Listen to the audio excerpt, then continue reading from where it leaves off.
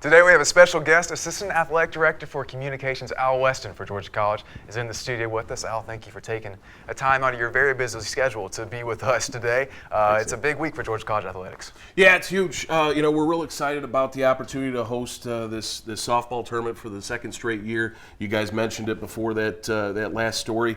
Just the opportunity to have multiple teams come into town. You got 7 different teams from all around the Southeast, some of the best softball in all of Division II, really the entire country. You got the defending national champions in North Georgia coming to town. I mean, It's going to be a great weekend of softball, full day on Friday with 4 games there, and then another 3 games, including a championship on Saturday.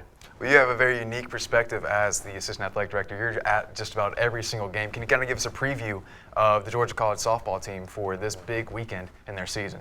Well, really, last year was the best season in school history. Right. You were a part of it, too. You did a lot of broadcasting for me.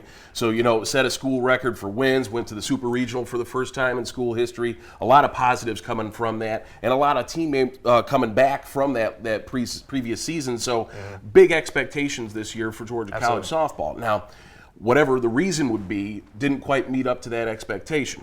So we're the number 4 seed in this tournament that we're hosting, when probably we're looking at probably being a number 2 seed, or that might have been the goal, or even winning the regular season title. So had the last couple of weeks really go strong for us, and I think got some momentum coming into this tournament where we're starting to click on all cylinders, and could make a run here in this single elimination format. Well, if we do make it past this quarterfinal round, we know the semifinals, and probably they're waiting for us is the big bad boogeyman, number 1 North Georgia, the defending national champions. Bobcats, it's been a thorn in their side for the last couple of years as North Georgia. They pulled 1 against them up in Dahlonega this season.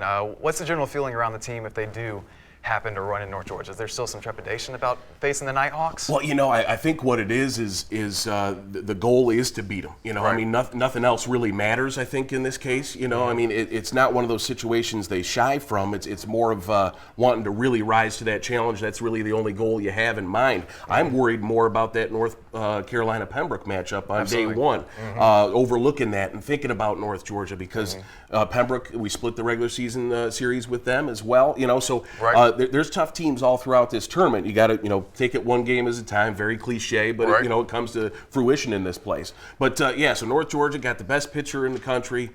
Division II Player of the Year last year, and we hit 3 home runs off of her in the regular season. More than really any team had so far this season. So some positivity there, some things you can take from that doubleheader. And again, I think things are starting to move in a real positive direction, and I would be expecting some good things this weekend. Well, good luck to the Bobcats this weekend. Now let's send it back to the desk. What do you have for us next, Justin Cole?